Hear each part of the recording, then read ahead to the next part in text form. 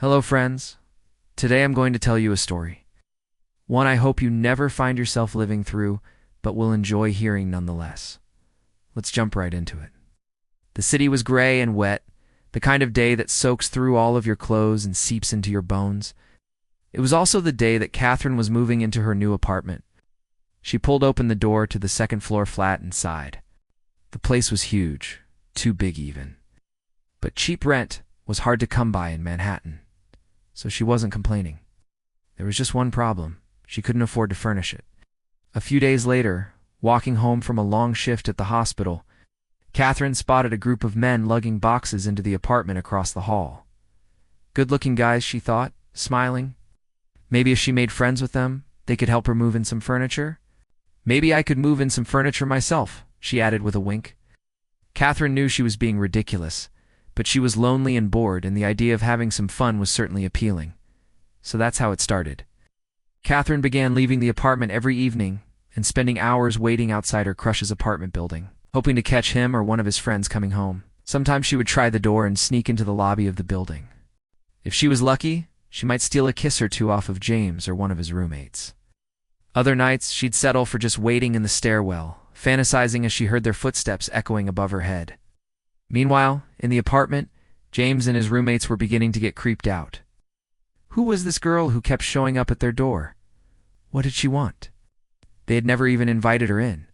One day, one of James's roommates, Mark, came home early and found Catherine hiding in the stairwell. "Can I help you?" he asked tentatively. Catherine jumped and quickly explained that she lived across the hall and was just getting her mail. Mark nodded slowly, still suspicious, watched her fumble with her keys before finally opening the door to her apartment. Once she was inside, Catherine let out a breath she hadn't realized she was holding. It was exhausting, pretending to be someone she wasn't. But the alternative, admitting defeat and moving out of the building, was unthinkable. She had come too far. She had spent too much time concocting her plan to give up now. Catherine had been studying Mark for weeks, and she knew that he was the kind of guy who liked nice girls. Girls like the ones he dated, beautiful blonde models with perfect bodies and even better credit scores.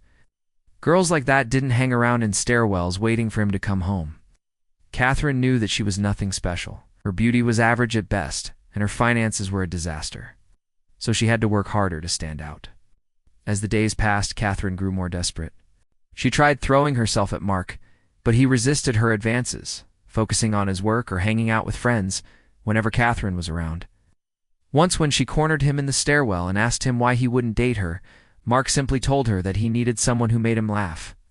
Someone who didn't spend all their time plotting ways to seduce him. He then hurried out of the building, leaving Catherine standing there stunned and defeated. Tears welled up in her eyes. She felt ugly and unwanted. Maybe Mark was right, she thought. Maybe she did spend too much time thinking about him. Later that week, however, fate intervened. As Catherine was making her rounds in the hospital, she noticed a new patient was Mark. He had been brought in on a stretcher, unconscious, and covered in cuts and bruises. Catherine rushed over to him and knelt beside the stretcher. "Mark, what happened?" she whispered, reaching out to touch his face. In the days that followed, Catherine visited Mark at the hospital every day. She read to him, sang to him, told him jokes. She tried everything to make him smile, to bring him back to life, and it worked.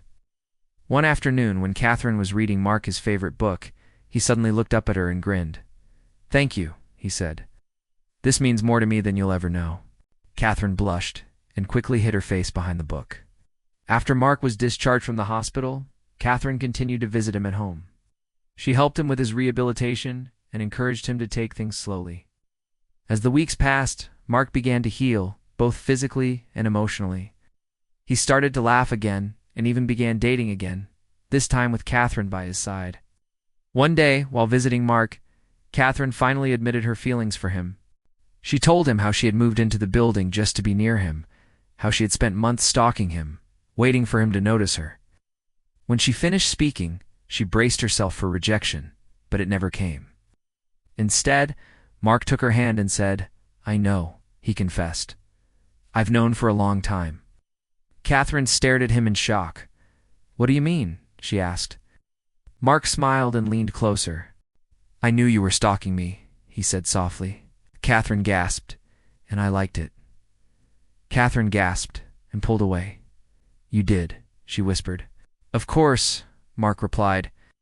It was obvious that you were in love with me. Anyone could see it. Catherine blushed and looked down at her feet. But why? She asked. Why did you pretend not to notice me? Mark cupped her face in his hands and looked into her eyes. Because I wanted you to earn it, he said. I wanted you to fight for me. Catherine's heart skipped a beat. Fight for you, she repeated. But how? Mark leaned closer still. By being yourself, he whispered. By being honest about how you feel. Catherine closed her eyes and leaned into Mark's touch. She had waited so long for this moment, dreamed of it for months, and now it was finally here. She was finally free to be herself, to admit her love for Mark without fear of rejection. From that day on, Catherine and Mark were inseparable. They went on dates, vacations, even moved in together. Mark was everything that Catherine had ever wanted in a man, and she knew that she was the luckiest girl in the world. They had been together for 6 months when Mark proposed. It was a simple ceremony, just the two of them and a justice of the peace. But for Catherine, it was perfect. She had never imagined that she could be so happy, so loved. As the years passed, Catherine and Mark built a life together. They bought a house in the suburbs, had 2 kids. Looking back, she couldn't believe how far she had come. From the lonely girl who had moved to the city chasing a dream to the successful doctor and loving wife that she was today, it had been a long journey, but it had been worth it. She often thought back to the first time she had seen Mark and smiled. If she hadn't been so persistent, so determined to win him over, she might never have found the love that she had always dreamed of. Well, that's all for today. Thank you so much for listening. If you enjoyed this story, please don't forget to give us a thumbs up and subscribe for more content.